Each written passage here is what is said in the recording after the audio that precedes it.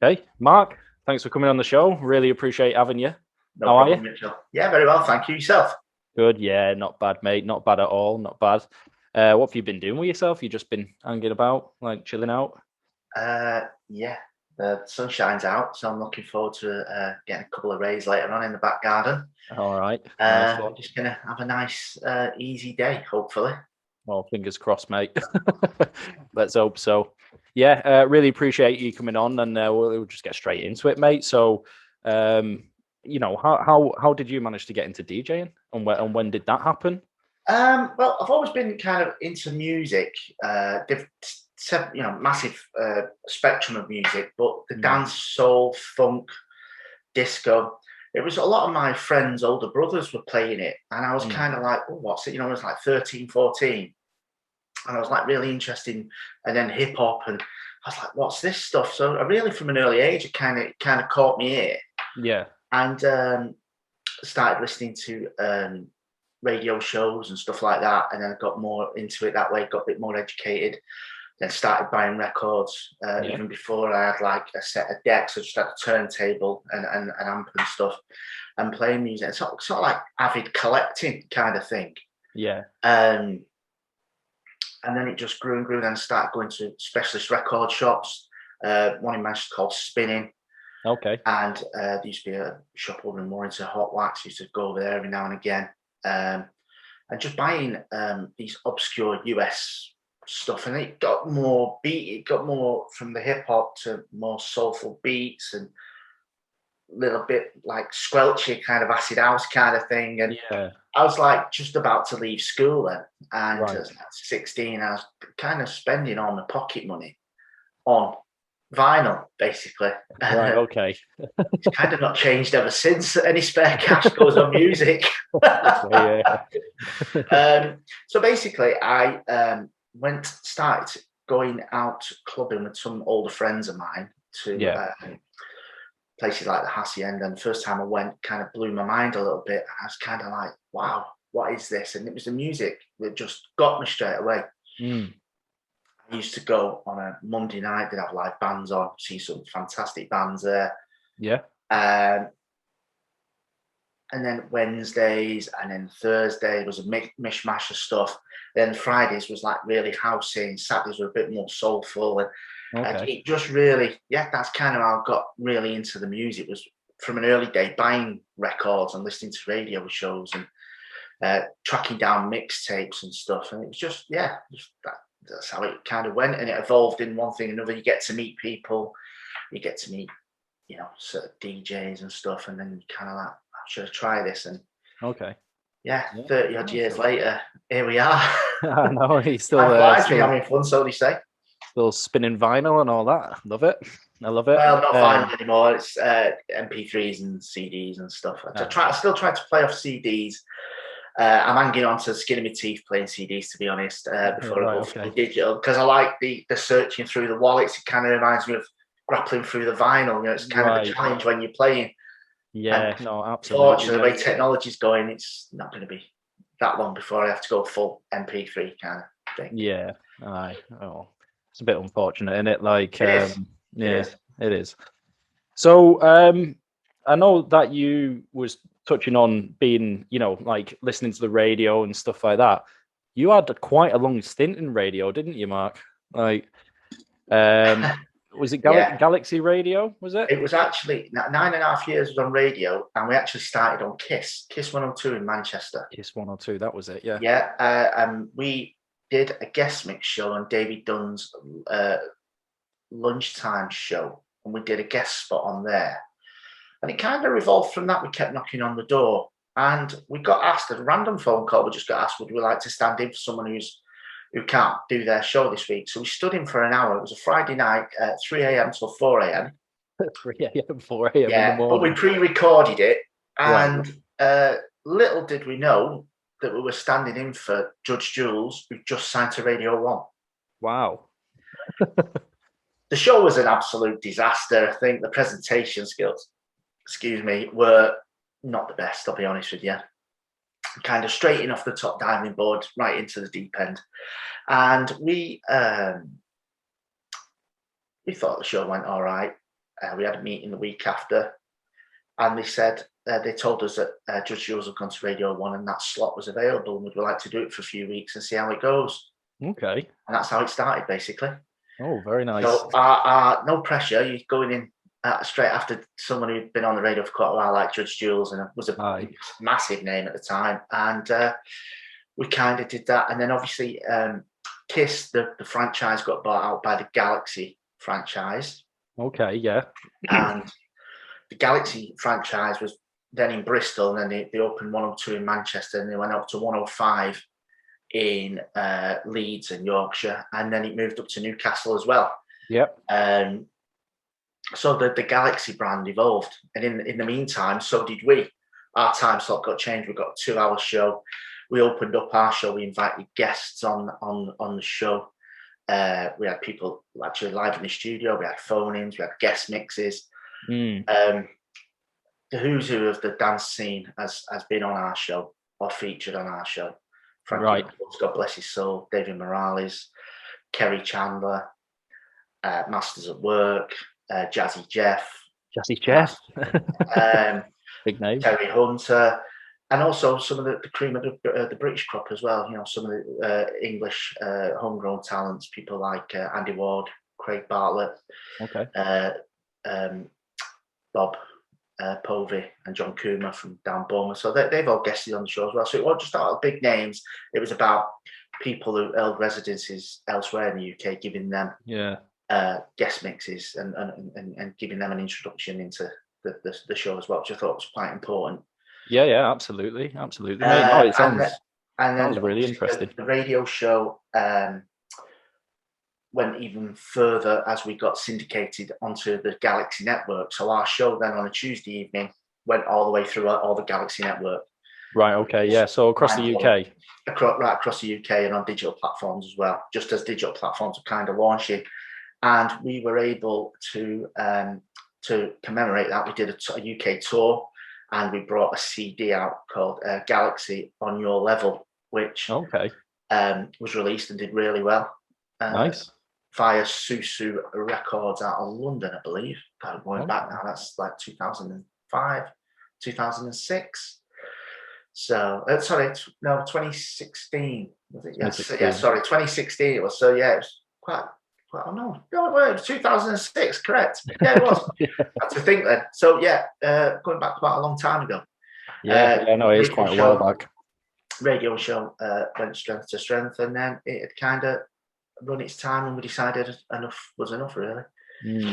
Yeah, absolutely. No, it sounds like an exciting time. On the CD that you're talking about there, was it all the people that you were like sort of having on the show and stuff like that? Or it was a mix CD. So basically we mixed it down, and it was people just tracks that we'd been able to license. So the record label then has to go to these other labels and license that track for use on a mix album.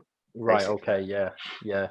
Bit like what's the comes out every year, the mainstream hits sort of CD. I can't remember what it's called. Correct. Yeah. Can't remember what it's called, but so you have to basically, it's quite a tall order in getting all that together, because you're dealing with all different labels, different producers. Some have got signed to big labels, which can be big. Some is independent labels. So yeah, quite a mishmash. I'm glad it was someone else's headache and not mine.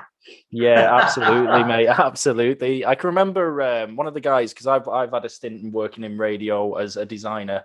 I can remember one of the guys who was the creative there at the time, when it came to creating sort of adverts, should you say, for the radio. I think it was Five. Is it the band? I think he was trying to license that one of their main songs to go onto an advert, and it was an absolute nightmare. There was so many different people who held a certain percentage of rights over the actual track, and you had to appease all of them in order to use it. When you start going down that route, it can be very, very, it's almost like the saying, pulling teeth.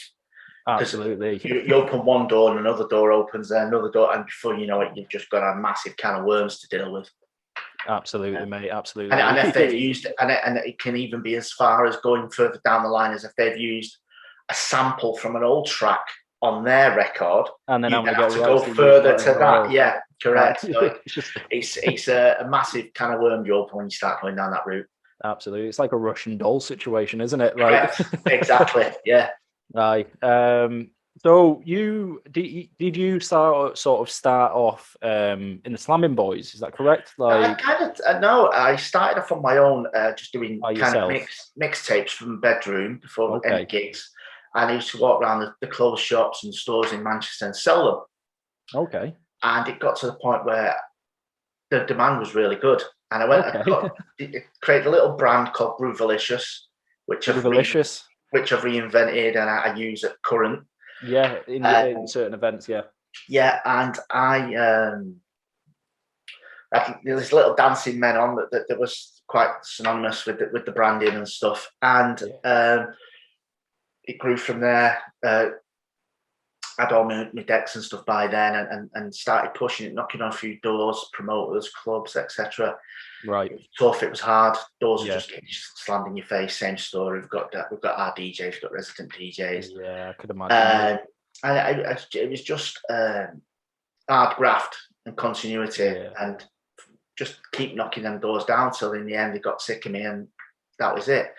And then I used to go to Manchester Underground Records and buy a lot of my vinyl there. There was a Kenny Grogan, Russ, who was resident DJ at Hacienda, and Jamie Scarhill.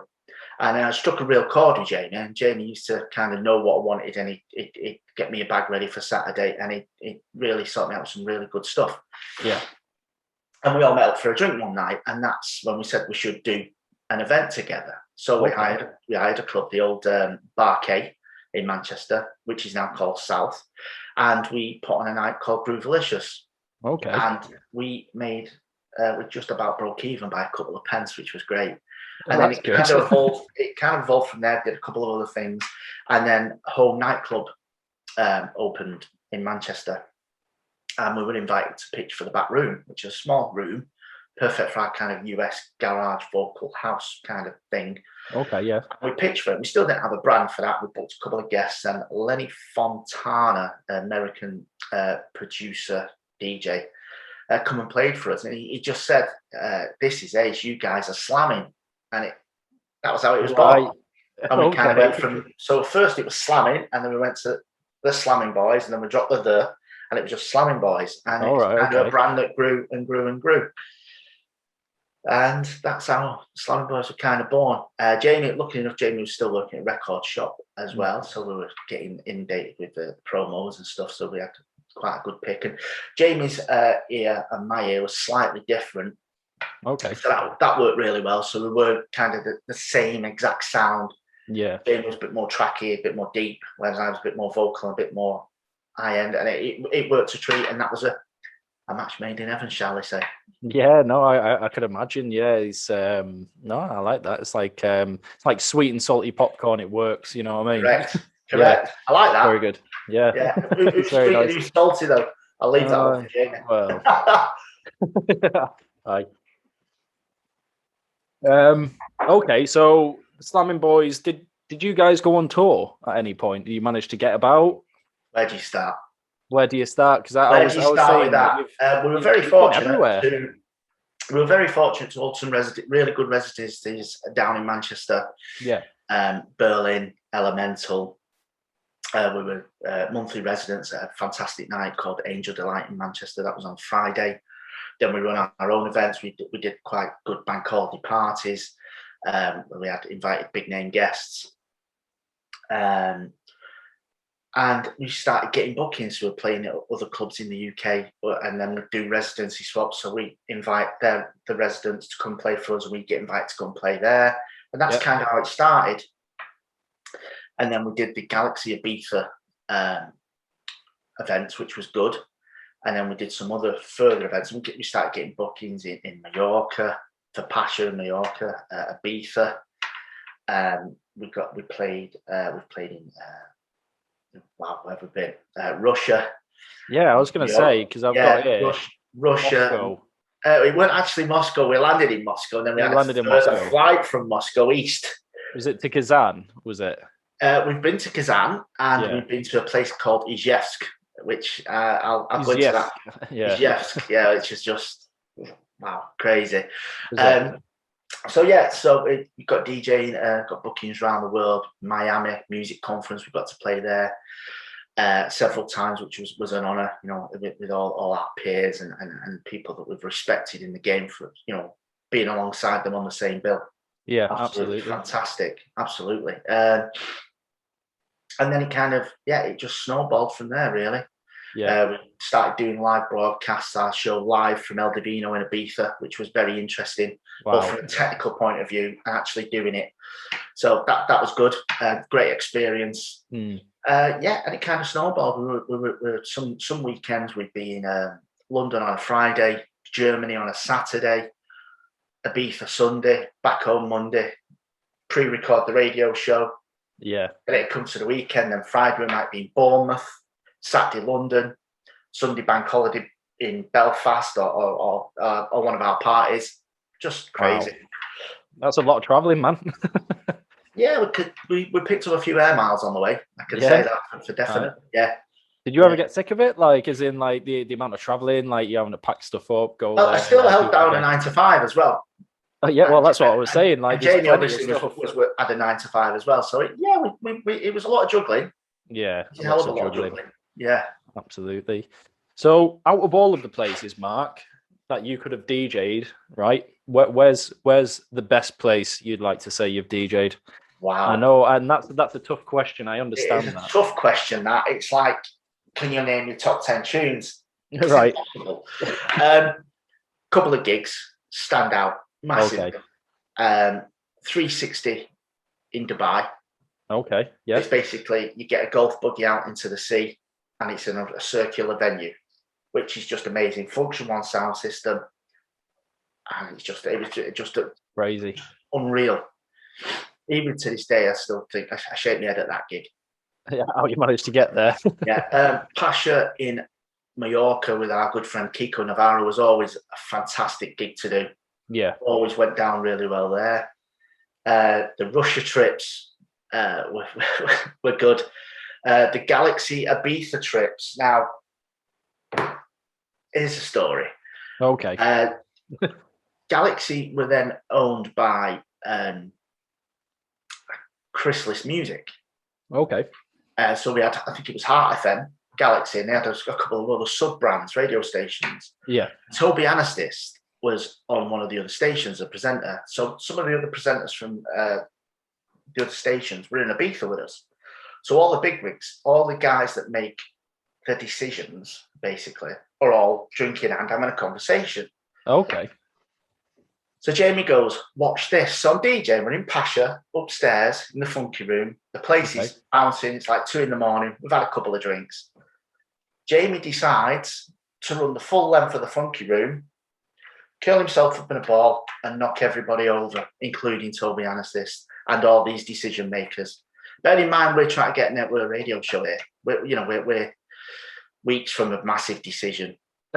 Oh my God.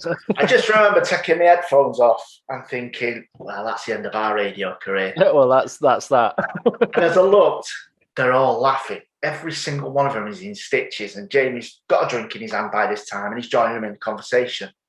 Right. I'm thinking, have we got away with that? And weeks later, we got a network radio show. So I don't know. Well, that worked. It was going to go one way or the other, wasn't it? So we've had some fun. We've had some fun at our gigs. Ministry of Sound, always a pleasure to play at Ministry. Great doing the bar. Played for a couple of big parties down there. Yeah. We were residents for Bacardi B Bar, so we used to do a lot of the after parties if we did any festivals for Bacardi, London based at the Ministry. And they'd have the guests off the stage, the Bacardi B Bar stage, come play at the Ministry, the after party, which was good. Right, yeah. So the Ministry sounds good. To play in the main room at the Ministry was a big achievement. That's some sound system to play on. Oh yeah, I was going to say, I've mentioned it here. Like I can remember when I went down for an award ceremony in London, and we went afterwards to Ministry of Sound, and what a phenomenal sort of club that is. Like it's so good. Yeah. We went and watched. We just turned up, and Jay Hardway, I think from Holland, was playing. He was headlining at the time. And he was really great, but the sort of like the ice guns, like sort of the lighting, everything else about it was just fantastic. Like the sound was superb. Yeah. So yeah, it's one of my favorite clubs anyway. I think I've ever been in. It's been a while since I've been in the ministry, but like everything else, it's probably evolved and it's got an even bigger and better sound system now. But that early system when the nights were called Ruling, when CJ McIntosh was resident, and we used to go and guest down there, was pretty phenomenal. That sound system, both in the bar and in the main room. Yeah, absolutely, mate. Absolutely. So what's your thoughts on the Hacienda anyway? I'm a massive fan of factory records and stuff like that. Use without the Hacienda, I wouldn't be a DJ. Okay. I was lucky enough to make friends with one of the residents there, Saturday night resident Nick Arojo. He kind of took me under his wing a little bit. He'd invite us back to his house after the Hass, and me and my mate, they'd all be playing FIFA or whatever it was at the time on the and I'd be upstairs on his desk practicing. Practicing away. And Nick could become quite a good mentor, as well as did a couple of other people who deserve a mention. Des Marshall, Stevie Brooks, a couple of resident DJs around Manchester who really took me under the wing and nurtured me and educated me, basically. Absolutely, mate. Yeah. So coming back to the Hacienda, I used to love it. The sound system was terrible. It was awful. I've heard that a lot. Like just to go in that place and hear it and feel it, it was like nothing you could ever experience. And it was good. It was good from a customer point of view as well to be a punter there in the middle of the dance floor. And there was always this thick sludge at the end of the night. That ruined your trainers, it ruined your bottom of your jeans. And at the time, all the lads were wearing white jeans. My mum used to go berserk at me. Berserk. I'm not watching them. No, straight out, bin. Horrible. Another pair of 501s. It was an expensive hobby. Oh God, dancing away. Sludge. Oh God. Yeah, but no, the Hacienda, I think I think I'm safe to say, probably produced a lot of DJs. And nurtured a lot of DJs and inspired a lot of people to become DJs and producers. Absolutely. For me personally, it certainly inspired me. And at the time, I didn't think I really appreciated what it was about and the coolness, the design, the brand of it all, the way Factory went about their business, cataloguing everything. Back then, you didn't want to know. You were just bothered about what tune was coming next. Yeah. Now, when you look at it, you look at the artwork and you look at the way they actually run things, it was slick. It was, wasn't it? Yeah, that's one of the things that I was thinking, because they took a lot of inspiration from New York nightclubs as well. Correct, they did. Yeah. And they were one step ahead at a time.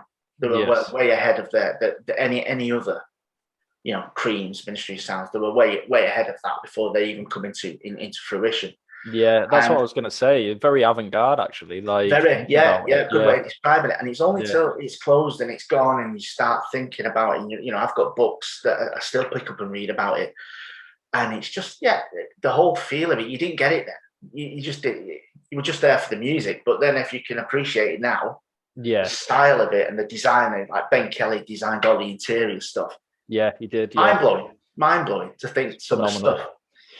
Yeah, no, I love it. Great space, and it's gone. People still talk about it, and even to this day, and I'm sure for the next 20, 30 years, people that went there will still talk about it. Yeah, I'm sure they will. Yeah, no, I mean, I wasn't lucky enough to actually be around then. Like, I'm only 27, so all right, stop showing off. I know. I'm just saying. But if I've always took quite a liking to the Hacienda, Joy Division, New Order, all that kind of stuff. Yeah.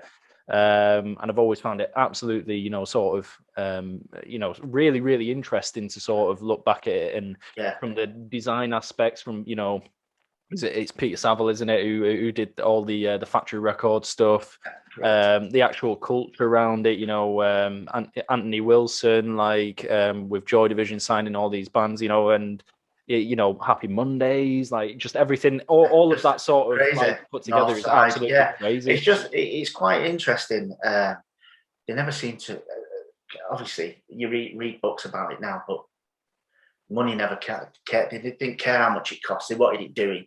Yeah, I know that's one of the things Crazy. which was crazy. And it was like I can remember watching 24-hour Party People, and I think they were going to get taken over. I think, and he was like, "Oh, I haven't signed any of these clients. They're not signed up to contracts or anything. We were just giving them money, and they were just creating records for him." And he's like, "Are you mad?" Like crazy.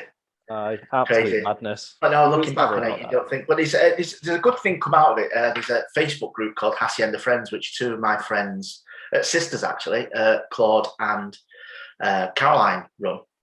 Okay. And there's a lot of people on there went to Hacienda, and they've actually run events and parties and been lucky enough to be invited to play at them. And it's great because you're not in the Hacienda, but everybody who went to the Hacienda of this kind of age now are there. Fantastic, yeah. Brilliant, Matt. And I've been lucky enough to line up against some of the original Hacienda DJs, Russ, Dave Law, who else has played? Raja Keeler, people like that. So it's good, and it's a nice group. And every now and again, someone will share a track or two, and you just think, take you back. Yeah. Definitely. There's always something that someone remembers where you think, wow, do you remember that? And it might not be a massive anthem. It might even be a warm-up track, but you're like, wow, do you remember that? Oh, that's a bit of a tune, isn't it? Like, yeah, absolutely, mate, absolutely. No, I'd love to come down, like, once everything, obviously once everything opens up and stuff like that. Hopefully, you can get one of those events together, and I'll have to pop down and see everybody and see what the crack is. So this is one of because I know you're a man of stories anyway, Mark. But we were touching on Russia before. What was that like, DJing there? What was the crack with that? How did that come about? We got Craig Bartlett from Cardiff, who runs an event called America. I think went over, and he mentioned us, and the guy Anton, he was called. Okay. I'd been listening to our show via the internet, and he really liked our music, which was not too dissimilar to what Craig at L'America was playing. Okay. So we exchanged emails. A few emails went by, and Jamie at the time was looking after our bookings. And the next minute, we've got a trip to Russia. So our first trip, we flew we finished DJing in Manchester Saturday night. We went back to Jamie's. We got showered, went to the airport, got on a plane, flew to Germany, changed in Germany, landed in Moscow. Right. This is where we met Anton. Okay. We get in a car. Now, bear in mind, I've got a box of vinyl here each. Right. We get in a Lada, and we travel to a place called Tula, which is south of Moscow. I don't know how far, I can't remember. It's about 3.5 hours, 4 hours in it. Yeah. That's a long time. With my records on my knee. On your knee. We stop at this random house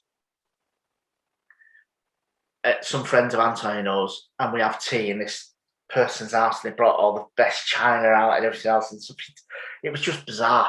But it's something you always think to do. Gets to this club in Tula, which is in the middle of nowhere, it's snowing. Yeah.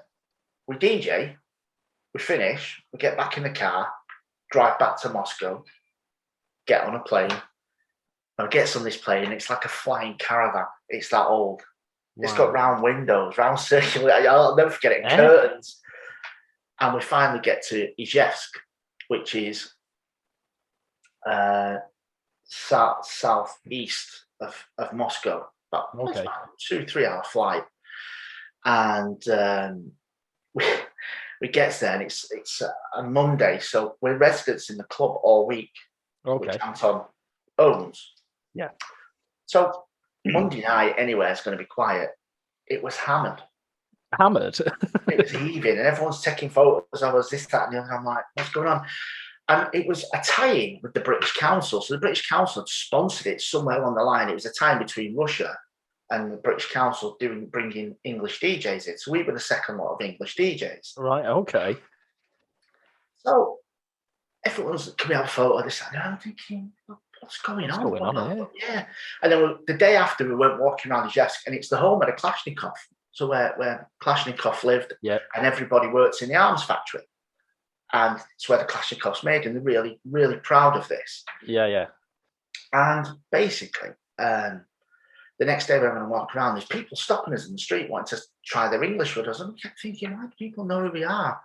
Yeah. Jamie turns around and goes, look at that. We looked, and there's a tram going past with our faces Yeah, like an advert telling we're going to be at the club each week, and that's how people knew who we were. Right. And Okay. once we seen that, we recognised it was on the bus shelters. It was just like you're walking around and you're oblivious to all these adverts that are on. It was absolutely nuts. And that's amazing. And as the club night went on, so Tuesday it got busier, Wednesday come busier, Thursday, and then Friday and Saturday was just crazy. Yeah, I can imagine. If it was packed on a Monday, I don't want to see what it was like on a Friday and Saturday. And I don't drink vodka, but by the end of that week, Kalashnikov vodka, and it's served in an AK-47. Yeah, I've seen it. Yeah, the bottle. And they pour it. Oh, it's nuts. Absolute craziness, and man. We played for Anton for 3 years on the bounce, and he always got us a gig somewhere else. And then we flew into what you mentioned before. What was it? Where are we? Is Izhevsk? Yes, yeah. No, the other place. Kazan, which is the capital of a breakaway republic called Tatarstan. Okay. And we went there, and that was just another crazy 24 hours in our touring lives. It was nuts. And then another time we took Music magazine out with us, which was a popular music magazine that used to buy on the stands. It was available to Joe Public before anything went online. And we took our marketing director out with us from Galaxy. So Galaxy kind of sponsored it, paid for a few bits and bats, and it was really quite interesting. And we went for a day out at the local fun fair, and me and my marketing director, we're quite both big lads. Right. We goes on this Big Dipper. Okay. You had to pedal it yourself. You had to pedal it yourself? Yes, you had to pedal to go up yourself. And I let go and it goes down. Crazy. Wow, that's madness. Yeah. And I can vouch for that. I've got proof of that. And we were just, you could feel it going. It was like, You're like, oh my God. When you sit down and think, we should have written a book, because some of the things we did were just crazy. You can still do that. I don't see why you can't do that now. Like, you find the time. Well, if you get the time, yeah. If you get the time, aye, absolutely, mate, absolutely. So, being a DJ, right, Mark? During lockdown, how's that been? What have you been doing with yourself there? Hell. It's been hell. Done 1 or 2 streams. Yeah. By Facebook Live and some other different things, Twitch. Yeah. But to be fair, it suited a lot of people. It saved a lot of people's grace. I think some of the big organisations, Defected and others to name, have done fantastically well in keeping people, Hacienda have done a few events via GM live stream thing. I just think it's been fantastic for some. Personally, for me, it didn't work for me. I like to DJ to a crowd to get feedback. So I kind of didn't feel it. Other people did. And to be fair, it gave people an even playing field. It gave people the even keel. So you've got some guy who's been in his bedroom, he's probably never played out in a club, but he's on the same platform now as the big boys. Yeah. You can access them. So that was kind of nice. It's given people a new outlet. And I think that's great. I think that's really good. Absolutely, mate. I personally can't wait to touch wood to get back DJing in front of people and just feel that vibe. And I never realised how passionate I was about music and actually DJing out and playing a track and seeing a reaction to that track. Yeah. Until this lockdown, you just took everything for granted. Absolutely. You pack stuff up, you get in a car, you get on a train, you get on a plane, you go and do your stuff, and you're on to the week after. Yeah. Whereas now it's like, wow, it's like pulling teeth, isn't it, to try and do anything now? It's going to be really interesting when things hopefully get back to normal, because I think the passion out there, not only from a customer point of view, but from DJs. I mean, during lockdown, there's been some fantastic music produced, and it needs to be aired. It needs to be played in front of people. Absolutely. And it deserves to be tested, and hopefully people then won't know what it is, or they've not heard it. They'll go out and buy it, and we can get the whole ball rolling again, where people are going out buying music because they've heard a DJ play it. Absolutely. Yeah. No.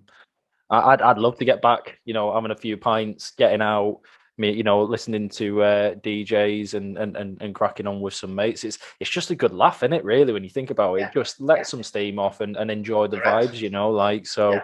Yeah, I do understand what you're saying there. I do find it quite interesting though. You're saying like, you know, at that sort of, it has sort of brought people on an even peg, hasn't it? Like when you think about it, because some of the lads at work, they're always watching DJs online, and it's like, oh, who's this guy? Oh, he's from London, da da da. Like, never heard of him. Like, but he's fantastic. Like, you know what I mean? Yeah, correct. Correct. It's opened a lot of doors, live streaming and technology, for a lot of people. Just doesn't, me personally, doesn't suit me. Which is fine, you know what I mean? Like everybody's different, of course. You know, I like to play in front of people. I like to get I like to feel the vibe. I like to know that I'm breaking or promoting somebody's hard work. Absolutely, and hopefully someone will come up and ask me what it is. Oh, and what was that song? The next day. Yeah, absolutely. I can remember listening to some stories about, you know, at the Hacienda and you know, people sort of putting like a certain record on and it just cleared the dance floor. Like people would just go and just either, or a certain song would bring everybody onto the dance floor, you know, that kind of, like you were saying there, that sort of, you know, emotional reaction to a specific song or something like that. I think it's really good, you know. So, you know, you were just touching on, you know, hopefully, fingers crossed, and, you know, I've got everything crossed for you. Yeah. When's the crack? You know, when you're getting back to you know, in the deck, should you say? Like, to be fair, the diary's filling up. Got quite a few dates in. There's an event which Home in Manchester, they're running an event called Home Ground, which is running from May till end of August with theatre and arts. DJs, music, craft. There's a hell of creativity.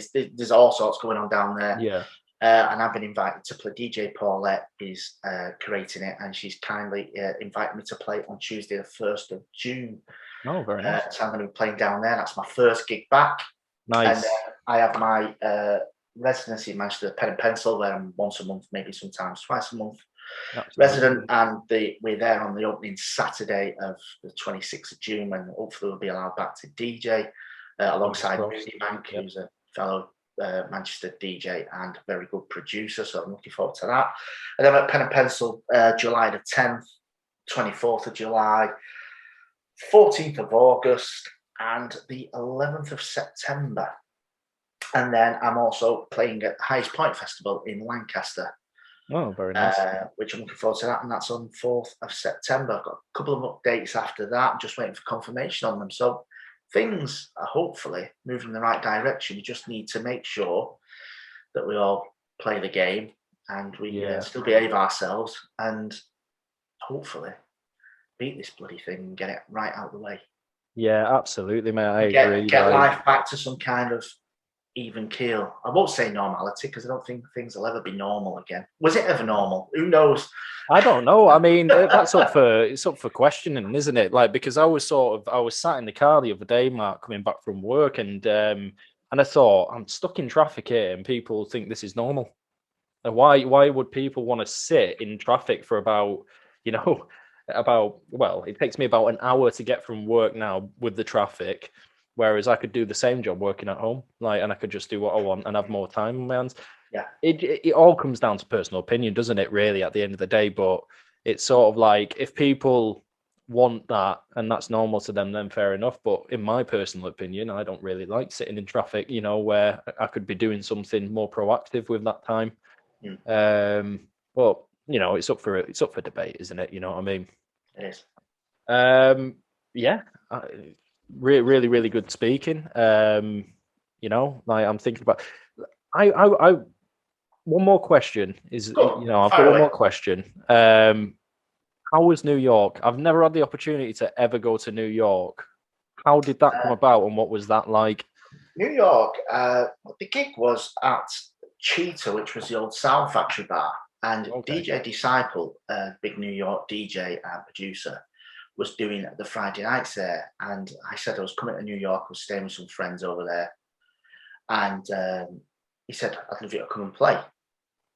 And all the DJs that I know that are based in New York, a lot of big names, a lot of big hitters, actually came out to support me and see me, which was really nice. Pretty mind-blowing. Really good. Like, and there was a couple of guys I know from Manchester who were actually out there, and they'd seen me on the listings in a magazine, and they turned up as well, which was another surprise. That's ace. New York, it's great. I've been fortunate to go a couple of times now, and the first time I went to a shop called Dance Tracks, where Stefan Prescott and Joe Clossell, a big name DJ producer from New York, owned. That blew my mind as a record store. Mind-blowing.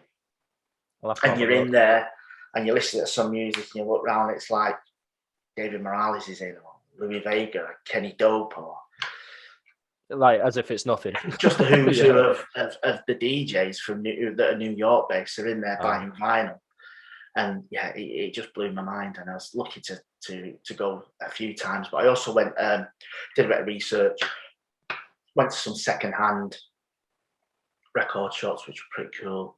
Also picked up some really cool record label T-shirts from these kind of shops as well. So that was pretty good. I do like a good T-shirt. I've always been an avid fan of picking up label T-shirts. I've got one on now, actually. I know. I was going to ask you, what's that? What's Sleeping Bag Records? It is. Yeah, it's their logo, their brand, which is very nice. Yeah, it's a good old label. So yeah, New York's was quite a cool place to visit, and lucky enough to DJ. Very, very humble to play out there, to be honest. I was going to say, because I've always wanted to go myself, but it's always what I've always found, fascinating. I understand the Manchester side in the Hacienda and stuff like that, but how sort of New York had influenced that sort of feel, should you say, in the Hacienda? Like you were saying, was it Ben Kelly? Is that who it was who was doing the? He designed all the interiors. He designed the interior, but they'd sent him over to New York for inspiration at the time, I think, and he came. That was the official line. I think what happened, y'all just went over and got absolutely game of blind drunk. I think, probably. It's like in the name of research. Yeah, well, that's it, isn't it? It's like a similar story with the Happy Mondays. He took a load of money off Factory Records, went over to Spain, I think it was, and then Jamaica, was it? Jamaica. Was it Jamaica? Yeah. Sorry. Yeah.